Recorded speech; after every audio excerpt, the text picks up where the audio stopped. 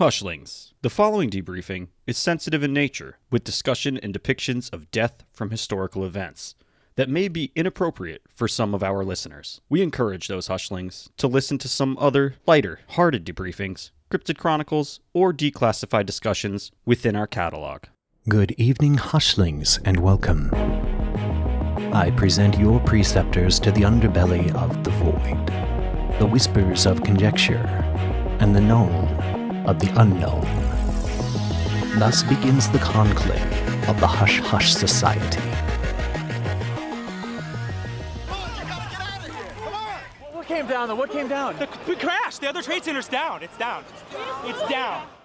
Now, some very, very sketchy details reaching us here at Sky Centre. Important enough to bring to you, though, at this early stage. We believe that a plane has crashed into the World Trade Center in New York. Right now we're getting information, Al, that it was a small commuter plane, and of course we'll let people know as soon as we have more information as to what actually caused this, and of course on everybody's mind who might have been hurt. It is completely impossible to understand why this is happening and to figure out what in the world is going on. We heard a big bang, and then we saw smoke coming out, and everybody started running out, and we saw the plane on the other side of the building, and there was smoke everywhere, and people are jumping out the windows. Over there, they're jumping out the windows, I guess because they're trying to save themselves. I don't know. You have to move from talk about a possible accident to talk about something deliberate. Let's go to President Bush right now. 2 airplanes have crashed into the World Trade Center in an apparent terrorist attack on our country. Greetings, hushlings. Welcome back to the Hush Hush Society Conspiracy Hour, where we journey into the world of conspiratorial mysteries and dark truths. I'm Declassified Dave. And I'm Mystery Mike, and as always, we're joined by our FBI agent, Slick Frank Sanders. Slick Frank Sanders here. What is up, Mike, Dave? Good morning. What's bussin'? We're in for a big one today, boys. We're in for a big one. This week, we sift through the debris and rubble to uncover the truths of the deadliest terrorist attack in history, the September 11th attacks of 2001, killing almost 3,000 people. We recently passed the 20th anniversary of that tragic day. What really happened to United 175 and American 11? What happened inside the World Trade Center and Building 7 before their collapse? We investigate United Airlines Flight 93 and the crash of American 77 into the Pentagon, as well as all the conspiracies associated. But before we listen to that black box, make sure to follow us on all social medias. You can find us on Facebook, Twitter, and Instagram. Instagram is heating up, boys. It's heating up. It's getting a little spicy. And, of course, lest we forget, the official website of the Hush Hush Society Conspiracy Hour, www.hushhushsociety.com. Very easy to remember. Where you can find all of our debriefings from day one, declassified discussions, cryptid chronicles, blogs that we've been writing. We've been a little slow on the blogs, but they're there. There's some interesting stuff that we'll never do really full debriefings on, but you can read about, and we wrote them because we're cool like that, and we love you. News, as well as drop the ever wonderful review that we are constantly seeking verification that we are doing an okay job for you for.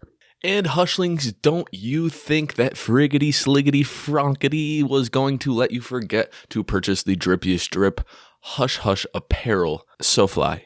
Big designs coming. Keep saying that, but they're coming. Also, hushlings, our Patreon is live. You can sign up for the Hushtronaut tier at $3 or the Hushling tier at $5. You can stay tuned for all the details. And lastly, remember that our live show and debriefing 40th debriefing. Wow. Yeah. Chunky. It's a big one. Yeah, it is. Big 4-0. It's going to be streaming live on Facebook Monday, January 10th, 2022, where we are going to investigate Agenda 21 and infiltrate the Skull and Bones. We should take a trip down to New Haven. Yeah, you guys should shoot down a gun waving. Coming to you live from the headquarters of the Skull and Bones. We break in Bohemian Grove style. The big fucking camera. Nice. Just like Alex Jones. Yeah. We'll hide in a bush.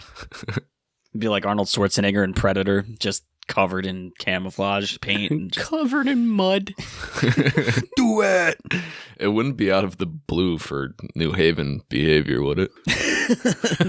No, not really. We'd fit right in. Hushlings, we've been putting this one off for over a year now. It's actually supposed to be in our season 1, and we've decided that due to the 20th anniversary of these unprecedented and tragic events, that we will commemorate today's episode to the heroes and pay respects to the victims and their loved ones, all of whom were affected by the September 11th attacks. The World Trade Center consisted of 7 buildings in the financial district of Lower Manhattan in New York City that opened on April 4th in 1973. And at the time of their completion, the Twin Towers were the tallest buildings in the world. Other buildings in the complex included the Marriott World Trade Center, WTC 3, 4, 5, 6, and 7, with the total cost of $400 million, equivalent to $2.27 billion in 2021. Mike, have you been to the World Trade Center before? Interesting story. When I attempted to go to the trade centers, the original trade centers I was not able to go to, so I wanted to go to the Spire, the rebuilt building that they did after the attacks. I was in New York and I was driving and I saw the tower and I go, okay, I'm going to start looking for parking, and I'm looking around for parking. And if you've ever been to New York, it's an absolute just clusterfuck. So I'm driving around, I'm looking for parking, and all of a sudden I drive and I see this cop in front of me, and he's kind of detouring traffic, and I follow the detour traffic, and he sends me over a bridge, which is an $8 toll to get across. And I'm like, oh, well, that sucks. Let me try it again, because I'm dumb. So we went back and circled around, and I was looking for parking, and I was like, all right, now I'm on the other side of the building and looking for parking. All of a sudden, I come across a different cop, and he's detouring me, and I'm like, no, I don't want to go this way. I know what's going to happen. Of course, I end up back over that bridge, pay another $8 toll. And then I was like, all right, I'm really done with this. Not going to see the tower. I can see it from here. And my fiance looks at me and she goes, we're already here. Let's just find a spot. We'll go. It'll be fine. We'll just know to avoid this block where the cops are. All right, you're smart. We'll do it that way. So we go back over, and now I'm in front of the building, and I say, okay, really start looking for a parking spot, even if I have to double park for a moment or whatever, just to see what was going on. And again, I am put into, put in front of another New York City police finest waving me over the same bridge. And that was a $24 trip that I never ended up seeing the tower for. The building is amazing. It's a beautiful building. Yeah. Coming from someone who had a construction background, it's a wonderful architectural feat. And if you've ever seen, there's a documentary on them actually building the Spire, and it's pretty crazy. I have seen that. Yeah, they built many floors within a week. It was very crazy, pumping up concrete onto every floor. And I'm not sure of the documentary, but if you can find it, it's definitely worth a watch, and it's very interesting. It was a National Geographic series that did 6 parts or something like that. Could be. That building is impressive. It definitely is. If you've ever been to it, congrats. You didn't have to pay $24 just to drive around it. Well, if you've ever been to the original World Trade Center, when I was a kid, my grandparents grew up pretty close to New York City, and we'd go down there a few times. I actually was there about 4 months or so before September 11th. It was May or June. And I went at the end of school. My mom took us to New York, and we went literally right in front. We went into the mall, went all the way up as high as you can go, because the roof wasn't available to be on anymore. I think it was years before that it was gone that they stopped letting people up there. But holy shit, those buildings were nuts. Just standing in front of them gave you the gnarliest vertigo. We actually have a photo of young declassified Dave in front of the towers that we will put up on a blog post. Don't worry, we're going to blur out his face. Now, Hushlings, we have to remember that the World Trade Center was attacked before the infamous 2001 series of attacks. That's true. In 1993, the World Trade Center bombing was a terrorist attack that took place on February 26th. A truck bomb detonated below the North Tower, and it was a 1,300-pound urea nitrate hydrogen gas enhanced device that was intended to send the North Tower, Tower 1, crashing into the South Tower, or Tower 2, in hopes of bringing both towers down, killing tens of thousands of people. Jesus. I vaguely remember that as a kid. Scary times. I think I was like 6 or 7, maybe.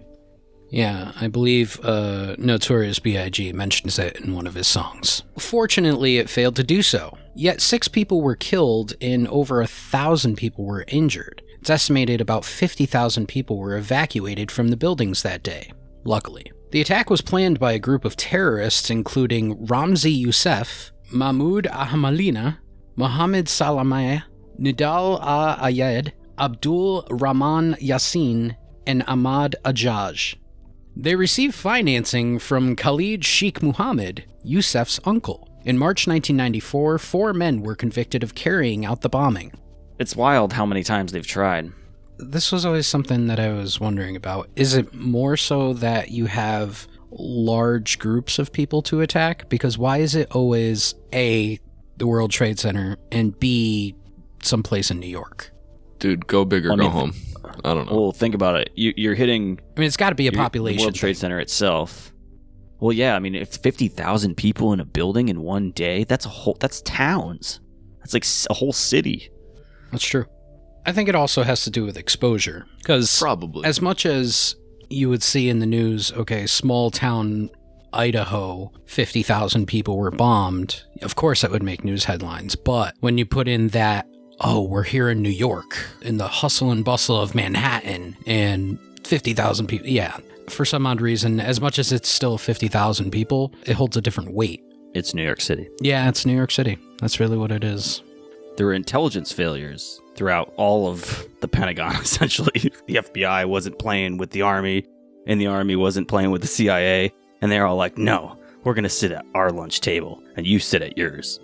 That's basically what happened. In 1999, the CIA had been alerted by Saudi intelligence about a meeting of al-Qaeda associates, Walid bin Attash and Mindar and Hazmi, as al-Qaeda members. And a CIA team broke into Mindar's Dubai hotel room and discovered that Mindar had a U.S. visa. Oh, shit. Sneaky. While Alex Station, or the Bin Laden Issue Station, alerted intelligence agencies worldwide about this fact. Yet no one shared this information with the FBI, and the CIA never notified any other agencies of this, nor did it ask the State Department to put Mindar on the watch list. This is something that we've seen with a lot of other issues and a lot of other government blacklist projects, is that the CIA governs itself. They don't answer to anybody. They don't work with anybody. They're not team players, obviously. No. It's been this way since their inception. If it's known that they knew, why is no one being held accountable for not passing on that information? The CIA isn't held accountable for fucking jack. Like you said, they govern themselves. Why is there a red dot on my forehead? Yeah, right? By late June, senior counterterrorism official Richard Clarke and CIA Director George Tenet were, quote, convinced that a major series of attacks was about to come, end quote. Although the CIA believed the attacks would likely occur in Saudi Arabia or Israel. Still, they didn't tell anybody. In early July, Clarke put domestic agencies on, quote, full alert, telling them, something really spectacular is going to happen here. Soon. He asked the FBI and the State Department to alert the embassies and police departments and the Defense Department to go to, quote, threat condition Delta. He put everyone on threat level Delta, which is the highest. Threat level Delta, or FCON Delta, applies in the immediate area where a terrorist attack has occurred or when intelligence has been received that a terrorist action against the specific location or person is imminent. My initial head-scratching thought is why they would think that these attacks would occur in Saudi Arabia or in Israel when they busted down that terrorist door and found a U.S. visa in it. Some questionable things. You don't need a U.S. visa to commit acts of terrorism in Israel. Even further, you have Clarke alerting domestic agencies, which means American agencies, that something is going to happen here. If your intelligence said that something was going to happen in Saudi Arabia or Israel, why would you put domestic agencies on the highest alert of the country? You can't be too cautious with this sort of thing, I suppose.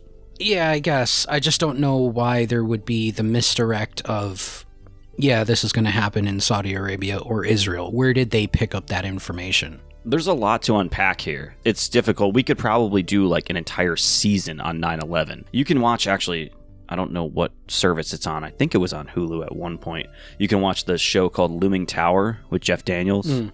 And it talks about all what we're talking about right now. And I think the person he played actually died in the World Trade Center when it actually happened. It's an interesting series to watch, but there's a lot to unpack in this, and this happened over the course of 2 or 3 years, and we're talking about it in the course of 15, 20 minutes. Yeah. So Hushlings, tons of research. Richard Clark later wrote, "Somewhere in the CIA there was information that 2 known Al-Qaeda terrorists had come into the United States. Somewhere in the FBI there was information that strange things had been going on at flight schools in the United States." On July 13th, Tom Wilshire, a CIA agent assigned to the FBI's International Terrorism Division, emailed his superiors at the CIA's Counterterrorism Center, requesting permission to inform the FBI that Hazmi was in the country and that Midhar had a U.S. visa. Apparently, the CIA never responded. Mad sus. Yeah, so they went to flight schools, right? I think one was in Florida, but the majority of them, actually, they trained at Montgomery Field in Claremont in San Diego. Really? Or Kearny Mesa. Wow. Yeah. I know where that is. Pretty wild. Yeah, let's look at this for a second. So just to recap what's going on. They find Mindhar in a hotel room with a U.S. visa. They go and say that they think that an attack is imminent in Saudi Arabia or Israel. Clark then goes and puts the domestic agencies of America on full alert, puts us into the highest threat level condition, Delta, and Clark is admitting that the CIA has information of 2 known terrorists in the United States, and also the FBI has information that something, they're being very vague about it, but something is going on at flight schools in the United States. Now, keeping this in mind, this all happened in July of 2001. This is a full 2 months before the attacks happened. They have all this information. They have information that terrorists were in the country.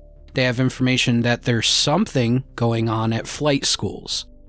Why would you not perform your full investigation at that point? It's really weird because a lot of the suspicious activity that happened at some of these flight schools, like they were training to, land, like landing a plane is pretty essential when you're flying a plane. And they were like, oh no, we don't need to learn how to do that. And that's another light bulb that should have went off and been like, wait, what do you mean you don't need to learn? That's the fucking red flag right there. Yeah. You do know that these things run out of fuel, right? You're going to have to land. Just doesn't right? Doesn't make sense. Ultimately, this really boils down to like a really bad communication breakdown between 2 of the major intel agencies in this country. Who probably worked in the same fucking building. That's been a reoccurring problem throughout the history of both of these organizations, like you mentioned earlier, since the inception of them. Mm-hmm. Ugh. That same day in July, Margaret Gillespie, an FBI analyst working in the CTC, was told to review material about the Malaysia meeting. She was not told of the participants' presence in the United States. The CIA also gave Gillespie surveillance photos of Mindhar and Hazmi from the meeting to show the FBI counterterrorism, but they did not tell her the significance. They also informed her not to share intelligence material on the meeting with criminal investigators. Sus. Now, when she was shown photos, the FBI were refused more details on their significance, and they were not given Mindhar's date of birth nor passport number or any information like that. Probably not even hit like whatever the visa was, too. So no markers whatsoever on how to pinpoint this guy, how to throw up a red flag. Oh, if this passport comes across your desk, don't let this guy into the fucking country or on a plane.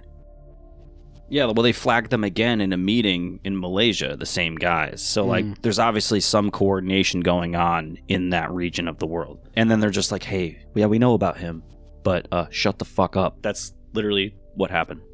This next part will further make your head scratching continue.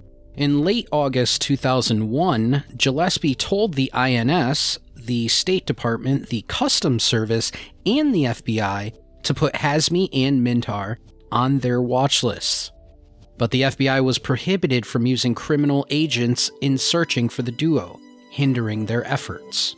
Also in July, a Phoenix-based FBI agent sent a message to FBI headquarters and FBI agents in New York, alerting them to, quote, the possibility of a coordinated effort by Osama bin Laden to send students to the United States to attend civil aviation universities and colleges, end quote. What the fuck? It doesn't get much clearer than that. Right? Hey, maybe you should do something now. And we're in August. So here we are, 1 to 2 months before the actual attacks. FBI has the names of known terrorists in the United States. They know that these people are taking flight training. And now you have a Phoenix FBI agent saying Osama bin Laden is sending people to these flight schools as it relates to New York City. What the fuck? We haven't even delved deeper and deeper into this investigation, and already, how do you not sit there and go, well, they obviously fucking let this happen? That's what I'm saying. Like, there's a lot to unpack here. It's literally a protective bubble, and they're just not doing anything about it. They tied the hands of people that were investigating. You can't involve these people. You can't use this resource. You can't do this. You can't do that. Why? If you even think that we have a terrorist attack coming, especially in the New York area, involving planes, why would you not use every resource and every available thing that you possibly could to investigate this? It makes zero sense. All of it makes zero sense. That right there puts a bullseye on a false flag event. Yeah. To clarify, a lot of people will listen and they'll hear false flag and think that something didn't happen. A false flag event is not necessarily something that didn't happen. We're not saying people didn't die. We're not saying that people weren't attacked. We're saying it was happening and it was let happen. It was made to happen. Orchestrated. Exactly. That's the word I'm looking for. Orchestrated attack. A bunch of people took a blind eye and that's what happened. Obviously, that's a term that a lot of people misinterpret, and they think false flag means that it never happened. Like fully orchestrated and didn't happen. Like everybody disappeared and there's no... Those people were all fake. They made up... Yeah, all that bullshit. The agent Kenneth Williams suggested the need to interview all flight school managers and identify all Arab students seeking flight training in the U.S., suggesting that Al-Qaeda was planning an attack codenamed The Big Wedding, and that it involved airplanes. On August 6th, almost 1 month prior to the event, the CIA's Presidential Daily Brief stated, quote, indicates patterns of suspicious activity in this country consistent with preparations for hijackings or other types of attacks, just piling onto the massive mountain of red flags that we've already listed. So now here we are a month before the attacks, and the CIA is alerting the president at this point. That an FBI agent said. We have to remember. So keep the Venn diagram going. It's all coming together, which means that the CIA did know what the FBI was investigating. So the CIA and the FBI at this point both have the same amount of information. Maybe the CIA is holding some stuff close to their chest, but now it moves up to the presidential level, and the CIA is letting the president know, and all his advisors, that they're seeing patterns of an attack that is consistent with hijackings of planes. You know, telling your flight instructor that you don't need to learn how to land is kind of a... Yeah. The failures in the intelligence sharing were attributed to the 1995 Justice Department policies, which limited intelligence sharing, combined with the CIA and NSA reluctance to reveal, quote, sensitive sources and methods, end quote, such as tapped phones. I'm sure they did more weird shit than that. The CIA and NSA is acting like the FBI doesn't tap phones. Come on, you guys are all doing the same shit. You guys are all different agencies, obviously, but you work for the same country, and you're working towards an anti-terrorism thing. It just doesn't make sense that, well, that information is ours. We can't share that with you. It's like this weird, prideful race thing, and they all have like their own strange, suspicious motives to fulfill goals of the one agency and not the entire country. It's like counterintuitive. Well, we spoke about that when we talked about the CIA as it relates to JFK and back in the 50s and 60s. Some argue that one of the 4 hijacked planes was deliberately crashed into the Pentagon to wipe all memory of the missing budget and bolster the campaign to plug more money into fighting terror, which would eventually be put toward hunting for weapons of mass destruction in Iraq. It prompted George Bush to announce more than $48 billion worth of funds into a war on terror and the later Iraq invasion. On September 10th, former Secretary of Defense Donald Rumsfeld revealed that the Pentagon had lost a whopping $2.3 trillion from its budget. Let's take a pause right there. Let's take a pause right there. The day before the attacks, you have Donald Rumsfeld telling the country that the U.S. government has lost $2.3 trillion. It's a lot of money. It's not a drop in the bucket, I'll tell you that much. Nope. Of course, it makes sense. You tell the general public something like this, you're dropping a bomb on them, saying, hey, we lost this amount of money. Now the public, anybody who's paying attention, is reeling, and they're going, where the fuck is our money? What do you mean you lost trillions of dollars? And they're questioning it and questioning it and questioning it. The very next morning, the World Trade Center's hit. Exactly. In the largest terrorist attack on U.S. soil. Completely diverting attention from what was told to you the day before. Hushlings, stay tuned for part 2 when we talk about the Pentagon. There's a lot more information that's compelling, even where the Pentagon was targeted and why and what side of the Pentagon. It's really fascinating shit. The deeper that you get into this, especially post the actual attacks, and you start looking at all the things that make you go, you might start to get a little angry. At least I know I was. We all know what happened on September 11th, and less than 48 hours later, the news of the $2.3 trillion was never mentioned again. Just a wisp in the wind. Gone. And Robert Crawford, a reporter on Now Daily, said, quote, "We know for a fact the day before September 11th, Rumsfeld came out and told us that there was $2.3 trillion missing." I'm not sure when he said that, but it was definitely post 9/11. If that doesn't scream orchestrated, I don't know what does. The facts are piling up. As it pertains to that $2.3 trillion, one popular conspiracy suggests that the money was used for a deep space program. Crawford continued, quote, "Ever since 1986, the Pentagon has not complied with budgeting law. In 20 years, it has not accounted for trillions of dollars in taxpayer funds. These wars are probably getting a piece of it, but from my research, a lot of this money could potentially be funding secret deep space programs." That's interesting. I've never heard of that. That was one conspiracy that I didn't know about either. Well, think about it. Didn't the Pentagon just recently, for the first time ever, get audited? Was it this year or 2020? No idea. No clue, yeah. It very, very recently, within the last 2 years, the Pentagon, for the first time, I think, ever, got audited on their budget. That must have been a shit show. Yeah. Well, was it? Was it a shit show? I don't know. What happened in 2020? What's going on in the left hand? Look at the right hand.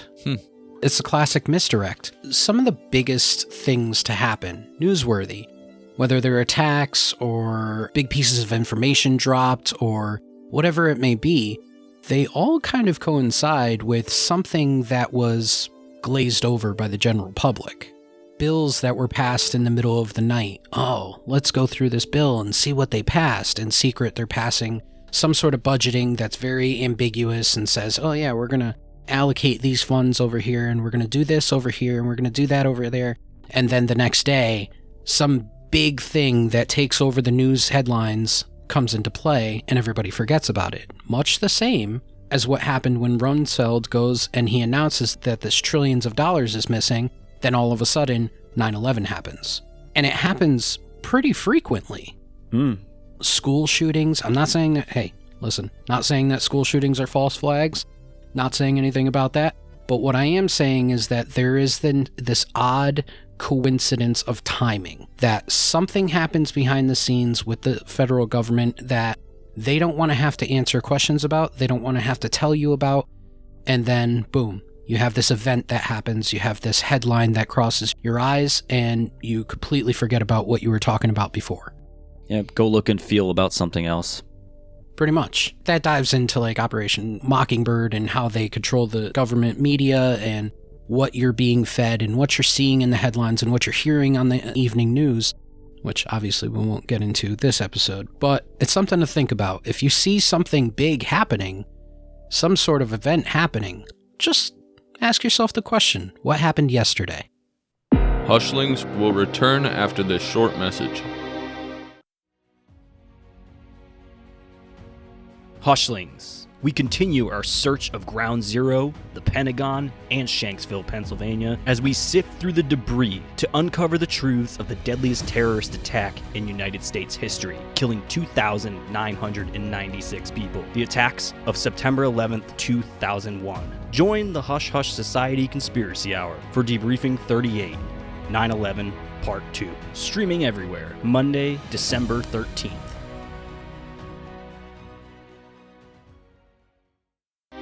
Welcome back to the Hush Hush Society Conspiracy Hour.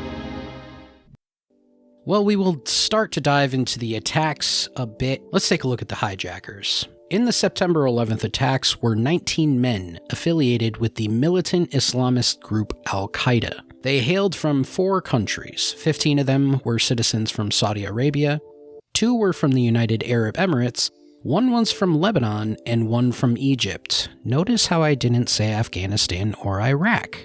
Interesting. Very interesting. To carry out the attacks, the hijackers were organized into 4 teams, each led by a pilot-trained hijacker who would commandeer the flight with 3 or 4, quote, muscle hijackers, who were trained to help subdue the pilots, passengers, and crew. The first hijackers to arrive in the United States were, as mentioned before, Mindar and Hazmi, who settled in San Diego County, California in January of 2000. They were followed by 3 hijacker pilots, Mohammed Atta, Marwan Al-Shahi, and Ziad Jarrah, in mid-2000 to undertake flight training in South Florida. The 4th hijacker pilot, Hani Hajur, arrived in San Diego in December of 2000. The rest of the, quote, muscle hijackers arrived in early and mid-2001. The aim was to inflict as much mass death as possible by flying civilian aircraft into as many targets as possible. There's been multiple attempts after 9/11 too. Everybody remembers the anthrax scare. Alright, Hushlings, let's get into the morning of September 11th. First, American Airlines Flight 11. It was a Boeing 767 aircraft that departed Logan Airport at 7:59 a.m. in Boston, en route to Los Angeles with a crew of 11 and 76 passengers, not including the 5 hijackers. The hijackers flew the plane into the northern facade of the North Tower of the World Trade Center at 8:46 a.m. 1,355 people at or above the point of impact were trapped and died of smoke inhalation, fell, or jumped from the tower to escape the smoke and flames, or were killed in the building's collapse. The destruction of all 3 staircases in the tower of Flight 11 hit made it impossible for anyone above the impact zone to escape. 107 people below the point of impact died. I was a freshman in high school. It was like my 5th, 6th day in high school ever. That was the entrance to my high school career. And I remember being in the cafeteria of my first high school, and we were watching it on TV. It was like breakfast. It was the first study hall breakfast wave. And everybody thought it was a movie trailer. And then live, that second plane, United 175, we watched it happen, and we were like, what the fuck's happening here? It's funny, you read my mind. I was just going to ask where you were when this happened, if you remember. I think it's one of those things that if you were alive and you were cognizant of what was happening, you definitely remember where you were and what was going on. It's one of those moments that definitely sticks in your head. I was also in high school, a few years your senior, because I'm an old man, and I remember being in an English class, and all of a sudden you would see kids running down the hallway, you would see teachers following, and you thought, what the hell's going on? They were starting to like herd all these classrooms into one big classroom because TV's on carts, if you're old like me. And I remember, we all went into this classroom and we were still like, what the hell is happening? Plane hit the Trade Center and we're watching on the news, and then you see the second plane, and then you start hearing about the Pentagon. And obviously this happened somewhere around the 9 o'clock hour, 10 o'clock hour. The rest of the school day, the rest of the school week really was, how are you feeling about it? Do you need counseling? Is there anybody that you knew? Are you missing a family member? Growing up so close to it too, in the proximity. Yeah, I had friends who had friends that were firefighters in 9/11 that lost their lives. And if you're not directly affected by it, yeah, you're kind of shocked by it. It's always a big thing to you. But when you're directly affected by it, if you had a friend or a family member who passed away in the attack, it's forever. September 11th comes around, we always commemorate it. We always look at it and say, oh yeah, here's another year passed since the attacks. And it's a whole different relation to the people that were directly affected by it. So I can't even imagine what some of my friends and acquaintances had felt during that. If you're from the New England area, New Jersey, New York, even, Delaware, Philly, that whole Northeast area, 3,000 people died. There's a lot of people in probably that area and dotted all over the country that were completely and directly affected. And it definitely changed my perception of the world a little bit earlier, I think, than some kids. There was also a mass influx of kids who were either going to go to college or weren't going to go to college, whatever it may be, who had their post-high school lives completely uprooted because they decided that they were going to join the army after that, or they were going to join some sort of military branch to get involved with the eventual following war. So 9/11, even decades later, you look at it 20 years, that seems like a long time, but you also have to think about the kids who were in middle school and high school at that time that went on to fight in a war for 4 years or 8 years or whatever it may be. It was 20 when we just pull out of Afghanistan this year, right? So, it was essentially a 20-year war. How many people do we leave there? We know currently many people that I went to high school with, and even people that we associate with today that we meet that have been overseas and are either still active military, probably direct result from being a similar age and experiencing that. And on top of it, like we said before, this also created a monstrous Islamophobia problem. This whole event, it's multi-layer. And like I said, we could do an entire season on 9/11, the events that transpired, all the conspiracies, everything that happened, because there's so much to unpack. Frank, where were you? I was probably in diapers. That's peaceful. Just doing baby things. I was only alive for like 18 months at this point. This leads us to the second plane, which was United Airlines Flight 175, a Boeing 767 aircraft which departed Logan Airport at 8:14 in the morning en route to LA with a crew of 9 and 51 passengers, again not including the 5 hijackers. The hijackers flew the plane into the southern facade of the South Tower of the World Trade Center in New York City at 9:03 a.m. Yeah, this only happened 13 or so minutes apart, 16 or so minutes apart, because that's why I remember the breaking news. In the South Tower, one stairwell A, was left intact after Flight 175 hit, allowing 14 people located on the floors of impact, including one man who saw the plane coming at him, and 4 more from the floors above to escape. In total, 630 people died in the South Tower, fewer than half the number killed in the North Tower, because some occupants decided to leave the building as soon as the North Tower was hit. I'd be out. I always have said that. If a plane hit the building, whether it was an accident or not, I'm going home. You can kind of imagine the scene because you think at that point, nobody really thought that it was a terrorist attack. Everybody thought that it was an accident. So you can imagine the people in the South Tower just kind of looking out the window and going, oh my God, I can't believe this happened. They're jumping on the phone, calling friends or family or whatever, emergency services. At this point, you don't think, your mind doesn't jump to terrorist attack.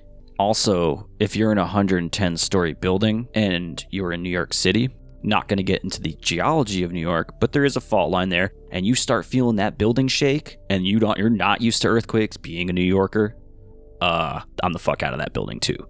Just imagine the people that were possibly in cubicles or offices that didn't see the plane hit the building. You're in the North Tower, your floor's below where the plane hit.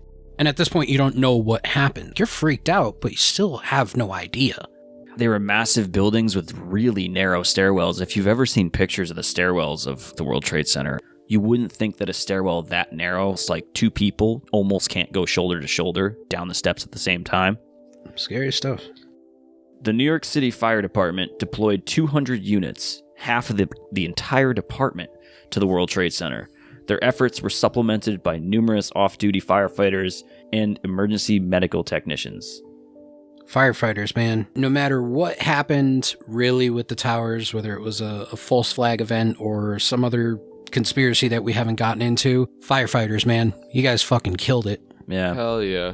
Some of those guys, you could see the scale of the event, especially after the second plane hit. That's probably when their minds changed. The first timing of walking into this thing is like, holy shit, this is the biggest event I'm ever going to have in my career. Oh, absolutely. Yeah. You're not thinking about the buildings coming down, one, and you're not thinking about probably dying in that event. But then the second plane hits and the gravity of the situation it just becomes 1,000 times different. And it's like, yeah, I'm probably going to die today. And they just went on and did it. Yeah. I can't imagine. There's a photo floating around of a fire truck from one of the departments. I'm sorry, I don't have all the information of it, but I remember seeing the photo, and it's a photo of the fire truck going over the bridge, probably the bridge that charged me $8, going over the bridge towards the building, and it said something about they were from this house and they were from this department, and all the firefighters in that truck ended up dying. It's a very heavy photo. Again, I'm sorry, I don't have a ton of information on it, but that photo right there is just crazy because you see the tower and it's burning and it's got the smoke coming out of it, and you just see this like one lone fire truck just going over this bridge, and it's heavy. It's a heavy photo.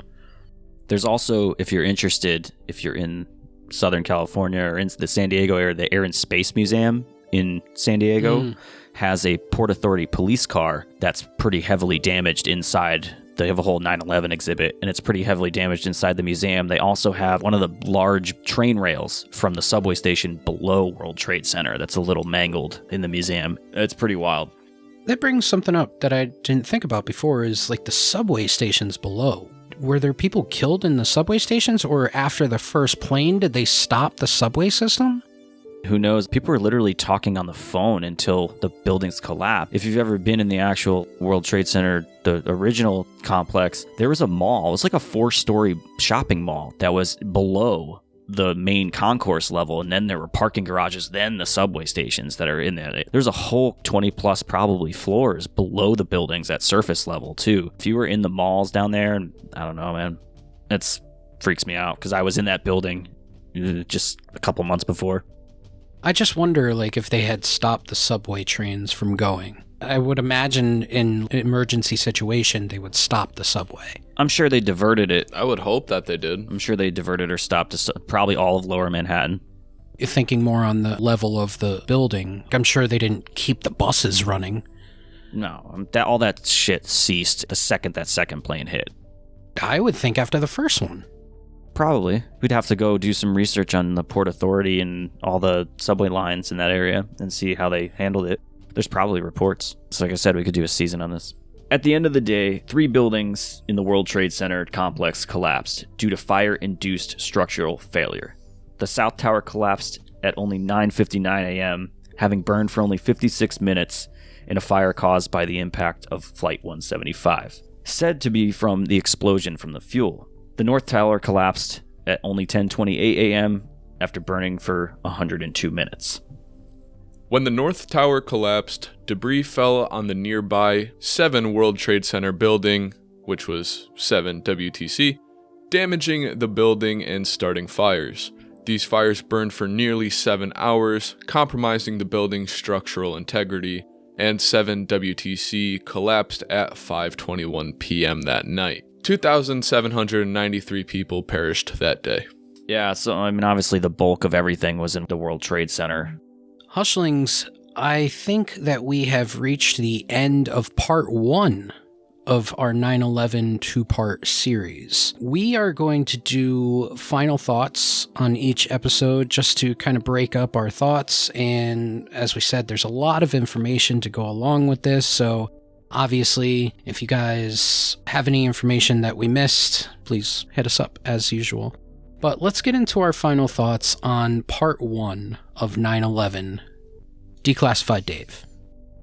I think with everything that we've gone through today, clearly, like I've stated before, we've skimmed the surface of 9/11 and the conspiracy. The research that this took over a month to get just what we have compiled. And it could take you years to get all this stuff going and actually pull it apart and really see what's going on. But I'd say that so far, from what we've learned and talked about, is that this is bad game of telephone that either may have been on purpose or may not have been on purpose. And there's a lot of things that happened in the course of a couple years, or at least, since 1993 when the first attack happened to September 11th, and then really speeding up in the timeline before September 2001. And the fact that nobody did anything, I think it's, like you said, false flag. And on top of it, just talking about the events that happened at the World Trade Center, from me experiencing it, living an hour away, being a kid, and just what is the world now. All I can say is this is probably one of the most defining days of my life, even though me personally, wasn't directly affected. My mom knew some people that were directly affected. My father knew some people that were directly affected. There were some connections, but definitely changed my perception on the world. And reading some of this stuff, man, why didn't anybody notice this? You know why? Because it was 1999, 2000, and 2001. We didn't have cell phones in our pockets. If this happened now, it'd be a lot harder. If I had to put together some final thoughts just based on part 1 and the information that we've come across for this first part, I would say definitely some sort of, at the base level, communication breakdown between the federal agencies of the CIA, FBI, and partly the NSA. For them to say, we're not going to share this information because of wiretapped phones or how we get our information, it's asinine. You work for the United States, and the United States was under imminent threat, pretty much. You guys had all the information for it, and they did nothing. They refused to communicate with each other. They refused to share that information. And let's say that they did have all the information. Let's say even one of those agencies had all that information. You have the information of known terrorists, known Al-Qaeda members on U.S. soil. Those members enrolling themselves into a flight school, even going as far as to say that it's going to be very localized in the New York area. How, at that point, do you not find these terrorists, at least put those passport numbers on a watch list, put those IDs on a watch list? It could have all been prevented. Maybe not all of it because you didn't know all the players at the time, but at least a couple planes could have been stopped. You could have stopped Mindar, you could have stopped Hazmi. Could have stopped Osama bin Laden. That's a whole question in itself, though, we could get into. Yeah, the involvement there. I think it kind of points to a false flag operation. Again, as I said, look at the events that led up to it, look at the information that they had, and then look at what happened the day before. Yep, the cash. Not saying that false flags don't happen or nobody dies in false flags. That's not what false flags are. It's just the classic governmental misdirect. Cover up a massive, massive loss of money with a massive, massive terrorist attack. If I'm taking the information just from this part 1, that's where I'm standing. I'm standing at a miscommunication of agencies and a possible false flag event to cover up the fact that the U.S. government lost $2.3 trillion. Because of the reptilian overlords and the Secret Service program. Of course. Final thoughts, Frank. Frank's final thought. Like you said, based off of just the information compiled in this debriefing part 1, it's easy to say that this definitely looks like a false flag operation that could have been easily preventable. We listed a mountain of red flags. They had solid proof, essentially, that this was going to happen, and it seems as though they didn't make too much of an effort to stop it. They weren't giving the people working on these cases all of the information that they needed. It hindered the process of actually being able to take down these terrorists, and it seems almost intentional. That's just how it looks, in my opinion. And it's just shitty to see that such a tragic day in United States history, if not the most tragic day, could have been stopped, if not seriously scaled back. Maybe it couldn't have been prevented entirely, but I'd like to think that if they had moved a little faster, and it's shitty to say it like that, but if action had been made sooner, it might not have been as bad as it was. I don't think that $2.3 trillion went to a deep space program, personally. I don't know where that money went, but it definitely has something to do with the whole bullshit Middle Eastern 20-year-long war for nothing. Those are my final thoughts. As we said previously, Hushlings, this is going to be a deep take on this very tragic event. Part 2 is coming. Well, Hushlings, that's going to do it for Debriefing 37, Part 1 of our 9/11 series. What were your thoughts? As always, did we miss anything? Was there anything we should have discussed? You can reach out to us at contact@hushhushsociety.com. Let us know if there was anything we missed. Also, we would love to hear your stories, how you felt about the 9/11 tragedy, where you were, what was going through your head. We want to hear your stories, so please, if you feel like sharing, please reach out to us.